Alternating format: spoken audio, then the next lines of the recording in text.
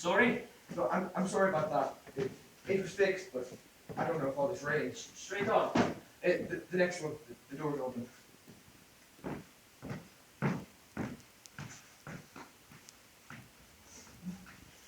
Now, alright. Thanks. No, I'm sorry about that. I was in a bit of a flat, you see.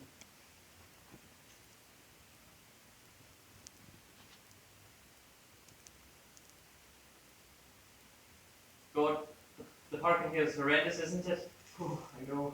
I tell you, I've only been here 2 weeks, and between you and me, there are many disadvantages. Sure, no, it's grand. Sure, I'm here now. Yes, well, that's the main thing.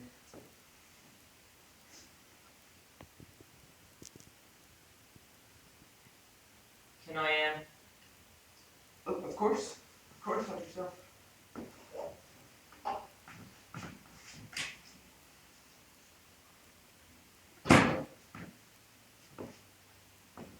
So, John, how are you? not too bad. A bit,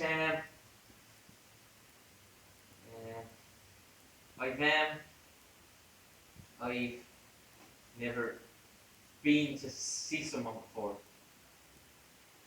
Alright, well, I have a letter Right? from Dr. Casey. Yeah, that's right. There was some guy he wanted me to see, but we couldn't get an appointment. For 4 months or something. And you haven't been sleeping so well, is that right? Well, yeah. Which can be very debilitating, you know. Yeah. And And,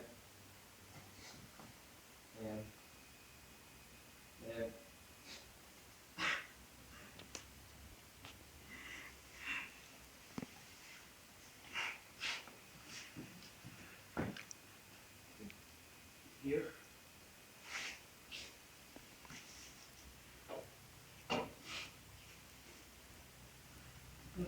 I'm sorry. that's fine, that's fine. You have the tissues ready and everything.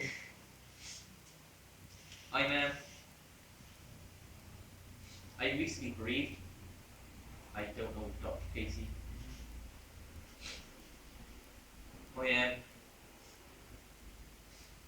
My wife passed away a few months ago.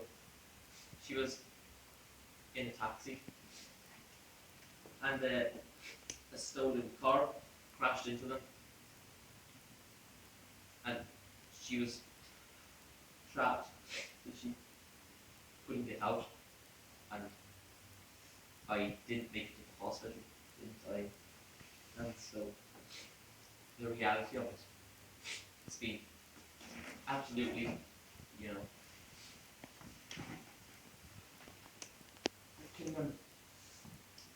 I can only imagine what you. We have no children, and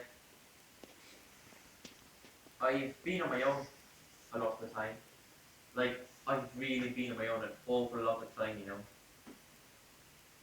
And we weren't even communicating, you know. Like, I don't even know where she was that night, you know. And I don't even know who.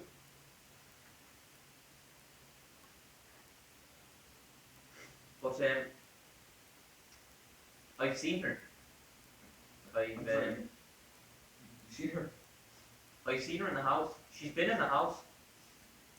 This Yeah, since yeah, since she. yeah, since she. Sorry, go on. Yeah, no, a couple of months ago, I met up with my brother. I have a brother, Jim, and we met one night for a pint at front of our castle. Are we going into this? You just. Well, no, but you just tell me what you like. You're telling me, so I'd like to know. Yeah, no, I wasn't sure, but my brother, I don't see him, you know, to a certain degree. We've been out of contact, but since the funeral, we've had contact again, and it's fine, you know, but we don't get on basically. And so there's no need for me to infringe on his privacy or his family. So we've drifted again. But this night, I'm talking about a couple of months ago. I could tell that there was a sympathy about. And we very little to say to each other. It'd be very quiet anyway, but it just, I didn't feel right in myself that evening. And so I kind of just got a bit annoyed, you know. I kind of just fucking went home, you know. And when I got home, there was nothing untoward when I got to the door. Only that I remember now, the sound of an ice cream van. The music, you know, but there couldn't have been because they don't go around at night. And so, when I got to the door, I didn't think anything of it. But when I went into the living room and I put the lights on, there she was, standing behind the door, looking at me. Your wife. Yeah, no, I could only see half of her, standing behind the door, looking out at me. But I could see that her hair was soaking wet and all plastered to her face. And so I fucking jumped, you know, and I fucking froze. It was terrifying. You know, she was as real as, you know, if you've ever seen a dead body. But that feeling, you know, I can't describe it. And then what happened? Well, I don't know how long we were standing there for. It might have only been for a second. But it's like if you're a kid and you get a fright, it's only for a second. Or if you have a bad dream, or you think you see something. But this just didn't stop. And it was real, you know. It was real. And did she, or did you? Well, I don't know how, but I finally got my legs going. And so I just had no choice, and I went straight out the door, straight by her. The door was open, she was standing behind it. But I ran straight out the door, straight by her. And then, of course, I was just standing in the garden, with no coat on, with really no fucking idea of what I was going to do. And so I just got in the car. And there was no one even around that I could, you know, even the neighbours, you know, I'm not those people. Where I live, it's just a quiet cul-de-sac, you know? And so I was looking at the house, so frightened, you know? And so I just drove down to the B&B.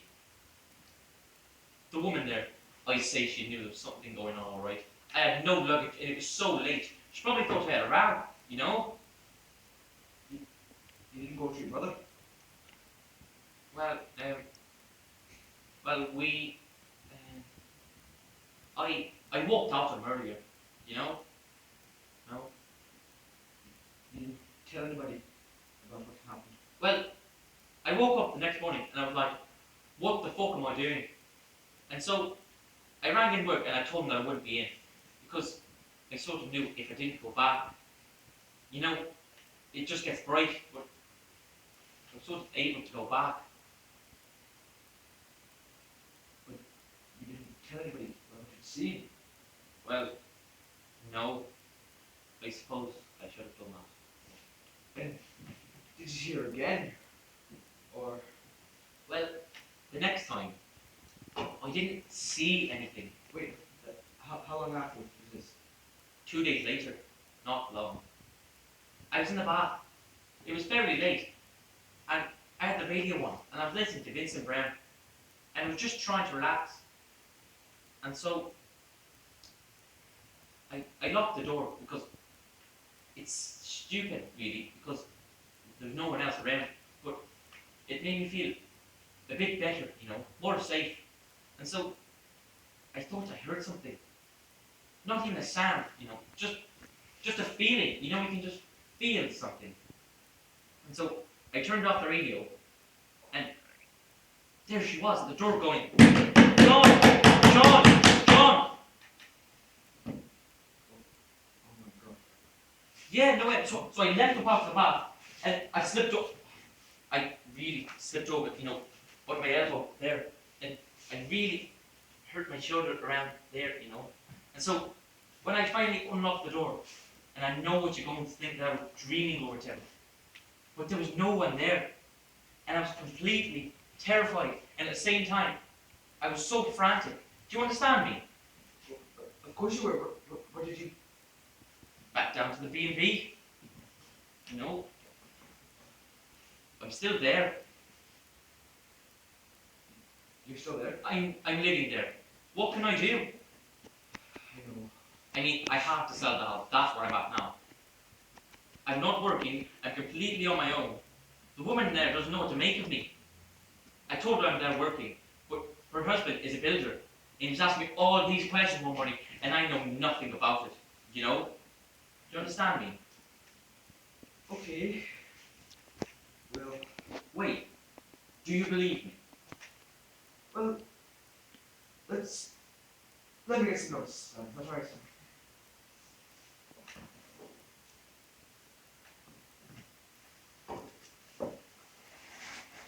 How old are you, John? 54. And what do you do? I'm a rep for catering suppliers on an independent basis. And how do you Wait. had any? Do you believe me? I'm sorry. Do you believe me? What I'm saying to you, that this is actually happening to me. Well, I believe you. In the sense that I don't think you're making this up. I'm not making it up. Yes, but you're asking if I believe in ghosts. Well. Yeah, no. I just. Can you help me with this? Because I really don't know what the fuck I'm going to do. It'll be